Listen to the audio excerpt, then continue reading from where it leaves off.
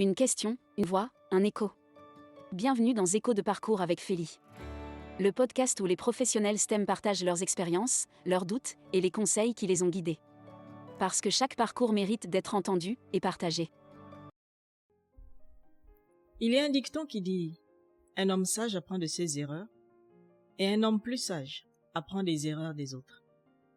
Écho de parcours est un podcast où les professionnels STEM partagent leurs expériences, leurs doutes, leurs chutes et surtout les conseils qui les ont guidés, afin que d'autres personnes après eux ne commettent pas les mêmes erreurs. Je suis Félicité Mpira, ingénieure, travaillant dans le secteur énergie depuis plus de 10 ans. Alors, pour ce premier épisode d'Écho de parcours, nous avons choisi de repartager brièvement la vision qui anime ce podcast. C'est un espace où nous partageons ce qui ne s'enseigne pas à l'école ou à l'université. Nous partageons des conseils qui ne s'apprennent qu'avec l'expérience. Et le plus souvent, ces conseils sont appris avec beaucoup de peine.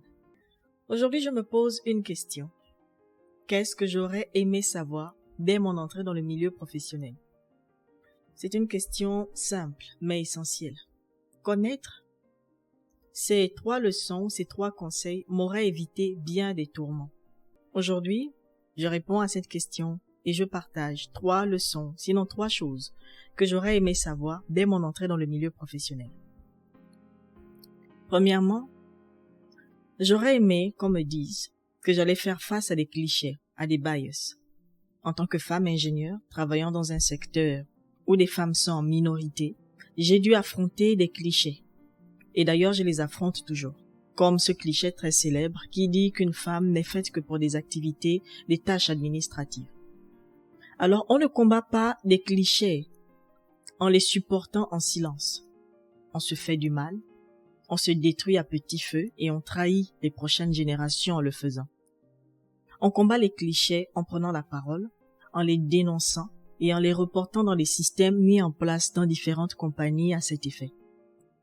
On combat aussi les clichés en délivrant des résultats techniques solides qui parlent pour nous dans des salles où nous ne sommes pas encore invités.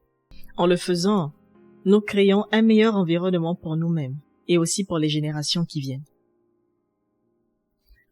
Deuxièmement, j'aurais aimé qu'on me dise que bien travailler ne suffit pas.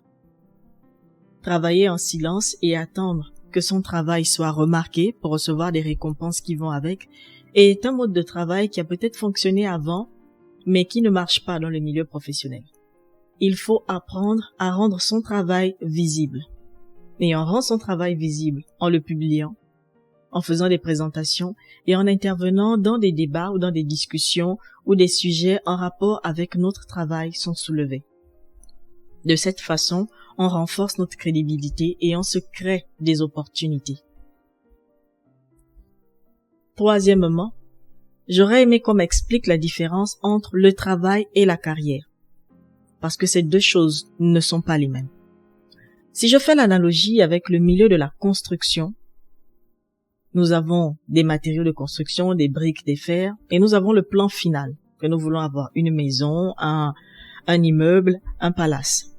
Alors, la carrière représente la maison, le palace ou l'immeuble.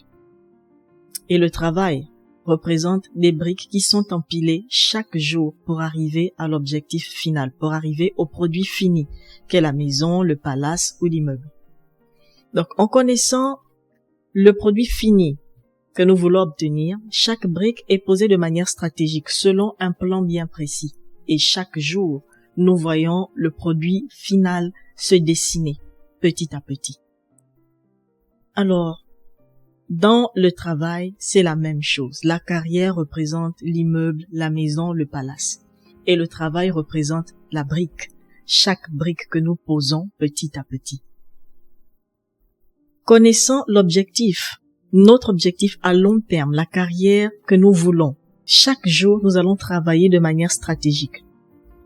Toutes les tâches dans lesquelles nous allons nous impliquer seront faites de manière intentionnelle parce qu'elles nous rapprochent petit à petit du produit fini ou de l'objectif final de notre carrière. Voici les 3 choses que j'aurais aimé savoir dès mon entrée dans le milieu professionnel. Connaître ces 3 choses m'aurait évité de faire plusieurs erreurs. Savoir faire face à des bias, savoir rendre son travail visible, connaître la différence entre le travail et la carrière. Alors comme les parcours STEM sont divers et tous les parcours ne sont pas les mêmes, pour les prochains épisodes Écho de parcours, d'autres professionnels STEM me rejoindront et partageront aussi 3 leçons qu'ils ont tirées de leurs années d'expérience et qui les auraient certainement aidés dès le début de leur carrière s'ils avaient connu ces leçons. Ensemble, nous allons montrer que la diversité de parcours est une richesse. Et dans chaque expérience, nous pouvons au moins tirer un conseil, sinon 3 leçons. Merci d'avoir écouté Écho de parcours. Chaque voix compte, chaque parcours inspire. À très vite pour un nouvel écho.